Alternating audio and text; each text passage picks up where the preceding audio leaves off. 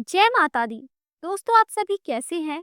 आप सभी पर माता रानी अपनी कृपा दृष्टि बनाए रखे। आज मैं दुर्गा सप्तशती के चौथे अध्याय का पावन पाठ प्रारंभ करने जा रही हूँ। इस अध्याय में देवी की महिमा और उनकी कृपा से दैत्यों का संहार किया जाता है। यह अध्याय हमें यह सिखाता है कि जब भी भक्तों पर संकट आता है, माँ दुर्गा उनकी रक्षा के लिए स्वयं प्रकट होती है। अब हम माता रानी का स्मरण करते हुए इस दिव्य अध्याय का पाठ आरंभ करते हैं। इस अध्याय में देवताओं द्वारा देवी की स्तुति की जाती है। ऋषि बोले, अत्यंत पराक्रमी उस दुरात्मा महिषासुर एवं उसकी सेना के देवी द्वारा मारे जाने पर इंद्र आदि देवतागण अपनी वाणियों द्वारा देवी जी की स्तुति करने लगे।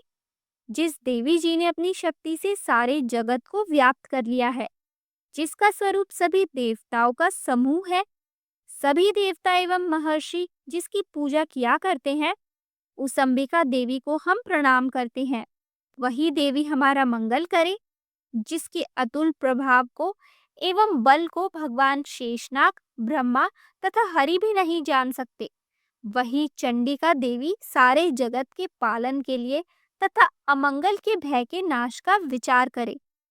जो श्री स्वरूपिणी पुण्यात्माओं के घर में तो लक्ष्मी स्वरूप है, पापियों के घरों में दरिद्रता, पवित्र बुद्धि वालों के हृदय में बुद्धि, श्रेष्ठ पुरुष के यहाँ श्रद्धा, कुलीन मनुष्यों में लज्जा रूणी है। इस प्रकार की है देवी जी। हम आपको प्रणाम करते हैं। हे भगवती, आप विश्व का पालन करें। हे मातेश्वरी, आपके इस अचिंत्य रूप का, असुरों के क्षय करने वाले आपके महान पराक्रम का एवं देवता तथा असुरों के सामने संग्राम में किए गए आपके अद्भुत चरित्रों का वर्णन हम किस प्रकार कर सकते हैं। हे भगवती, आप संपूर्ण जग का कारण हो। सत्व, रज, तम इन तीनों गुणों वाली होते हुए भी आप अज्ञे हो। दोषों के कारण हम लोग आपको जान ही नहीं सकते। हम तो क्या, विष्णु शिव आदि भी आपका पार नहीं पा सकते। आप सबकी आश्रय हो एवं आप आघा, अव्याकृता, परा प्रकृति हो। हे देवी जी, सभी यज्ञों में जिसके उच्चारण करने से सभी देवता तृप्त हो, आप ऐसा अचिंत्य महाव्रत स्वरूप हो और संपूर्ण दोषों से रहित, इंद्रियों को वश में करने वाले, तत्व को ही सार जानने वाले मोक्ष आर्थी मुनिजन जिसका अभ्यास करते हैं, वह देवी भगवती पराविद्या आप हो। आप शब्द स्वरूपा हो। परम पवित्र ऋग्वेद, यजुर्वेद एवं मनोहर उद्गीत के पदों के पाठ से युक्त सामवेद का आप निधान हो। वेद त्रयी देवी हो। छह गुणों से संपन्न आप भगवती हो। सभी शास्त्रों का ज्ञान कराने वाली है देवी। आप मेधा हो। दुर्गम संसार रूप सागर से पार उतारने वाली नौका रूप दुर्गा हो। आप असंग हो। केटब दैत्य के शत्रु विष्णु के वक्ष स्थल पर निवास करने वाली आप लक्ष्मी स्वरूपा हो एवं चंद्रमा को मस्तक पर धारण करने वाले भगवान शंकर से सम्मानित आप गौरी हो। यद्यपि आपका मुख सुंदर तथा परिपूर्ण चंद्रमा के बिंब का अनुकरण करने वाला एवं निर्मल मंद मुस्कान शोभित है। इस प्रहार के निर्मल मंद मुस्कान से शोभित चंद्रमुख को देखकर क्रोध से परिपूर्ण महिषासुर न झट ही आप पर प्रहार किया। यह अद्भुत बात है। उससे भी अतीव अद्भुत एवं विचित्र बात तो यह है कि जब वह मुख क्रोध से युक्त था, उदय होते हुए भी चंद्रमा की भांति लाल लाल था। तनी हुई बोहें अति विकराल थी। ऐसा देखकर महिषासुर ने अपने प्राण तुरंत वहीं पर छोड़ दिए। भला ऐसा कौन सा प्राणी है जो क्रोधी यमराज को देखकर भी जीवित रह सके। हे देवी जी, आप प्रसन्न हो। सर्वदा उन्नति दाता देवी जी, आप जिन पर प्रसन्न हैं, वे ही सभी देशों में आदर पाते हैं। उन्हें ही धन तथा यश मिलता है। हे देवी, आपकी कृपा से उसे स्वर्ण लाभ होता है। इसी कारण आप तीनों लोकों में फल देने वाली हो। आपसे बढ़कर और कौन है?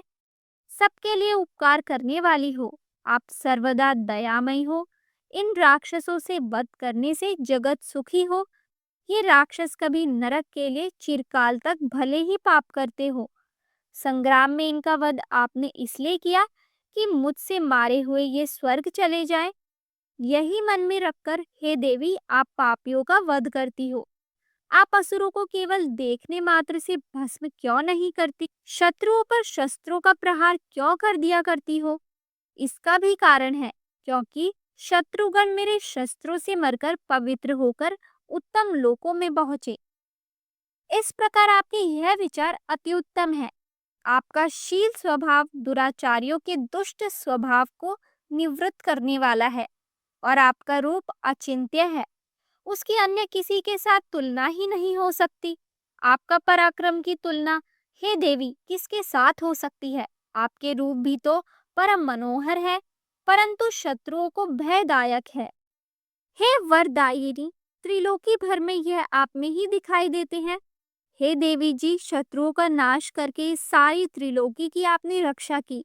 संग्राम भूमि में उन दैत्यों का विनाश करके उन्हें स्वर्ग में पहुंचा दिया और वहां हमारा भय भी दूर कर दिया, जो कि हमें उन्मत्त दानव डराया करते थे। हे माता, आपको नमस्कार है। हे देवी, हमारी शूल से रक्षा करें। हे अंबिके, खड़ंग द्वारा हमारी रक्षा करें एवं घंटा के शब्द तथा धनुष के टंकार से भी हमारी रक्षा कीजिए। हे चंडी के पूर्व पश्चिम दक्षिण में हमारी रक्षा करें। अपने त्रिशूल को घुमा घुमा कर उत्तर में भी हमारी रक्षा कीजिए। ऋषि बोले। इस प्रकार देवी जी की देवताओं ने स्तुति की और नंदन वन में उत्पन्न हुए फूलों तथा गंध चंदन आदि से जगत की माता की उपासना की। सभी देवताओं ने भक्ति पूर्वक दिव्य धूपों द्वारा अर्चना की। तब देवी प्रसन्न मुख होकर उन देवताओं से बोली, हे सभी देवताओं, अपनी अभिलाषा के अनुसार आप सब हमसे वर मांगो। देवता बोले, हे भगवती, आपने तो हमारी सभी कामनाएं पूर्ण कर दी, कुछ भी बाकी नहीं। हमारे इस महिषासुर शत्रु का आपने वध कर दिया। फिर भी यदि प्रसन्नता पूर्वक हमें वर देना चाहती हो तो हे माता, यह वर दीजिए कि जब जब भी हम आपका स्मरण करें, हे प्रसन्न वदने मातेश्वरी, जो भी मनुष्य इन स्तुतियों द्वारा आपकी स्तुति करे उसे वित्त रिद्धि वैभव दीजिए। हे अंबिके, हम पर सदा प्रसन्न रहिए। जब देवताओं ने अपने तथा जगत के कल्याण के लिए इस प्रकार वर मांगा, तब उन्हें तथास्तु कहकर भद्रकाली अंतर ध्यान हो गई। हे राजन, पूर्व काल में तीनों लोकों का हित चाहने वाली देवी का देवताओं के शरीर से जैसे प्राकट्य हुआ, वह सारी कथा मैंने कह सुनाई। तो यहाँ होता है श्री दुर्गा सप्तशती का चौथा अध्याय समाप्त। आपने अभी दुर्गा सप्तशती के चौथे अध्याय में माँ भगवती की अद्भुत शक्ति और उनकी दैत्यों पर विजय का वर्णन देखा। यह अध्याय हमें विश्वास दिलाता है कि माँ की कृपा से कोई भी संकट स्थायी नहीं रहता।